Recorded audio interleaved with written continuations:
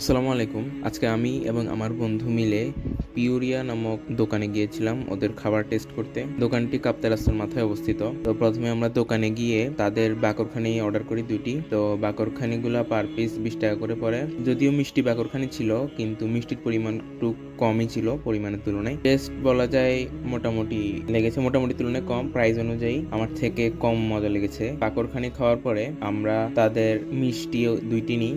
একটা হচ্ছে মতিচুর লাড্ডু এবং আরেকটি হচ্ছে বালুশা। দোনোটা মিষ্টি 25 টাকা করে নিয়েছে। লাড্ডুটা এভারেজ লেগেছে, যদিও আমি লাড্ডু সচরাচর খাই না, তো আমার আইডিয়া কম কেমন লাড্ডু হয়। পরে আমার বন্ধু বলেছিল যে মোটামুটি এভারেজ, অত ভালো নেই। তাই না আমরা ট্রাই করলাম বালুশা। বালুশাও সেম দাম। বালুশা অবশ্য আমার থেকে ঠিক লেগেছে। এর আগে যে বালুশা খাইছি ওই অনুযায়ী টেস্ট মোটামুটি ঠিক আছে। আর ওভারঅল বলতে গেলে ওরা যেহেতু একটা ব্র্যান্ড, শুনছি এটা ফুলকলির ফ্যামিলি ব্র্যান্ড, তো ওই হিসাবে কোয়ালিটি তেমন খারাপ না, বাট প্রাইস বলতে গেলে একটু বেশি। তবে যারা কোয়ালিটিটার দিকে একটু ফোকাস তারা খেতে পারেন, তবে বাকরখানিটা আমার তেমন ভালো লাগেনি। ওকে, আল্লাহ হাফেজ।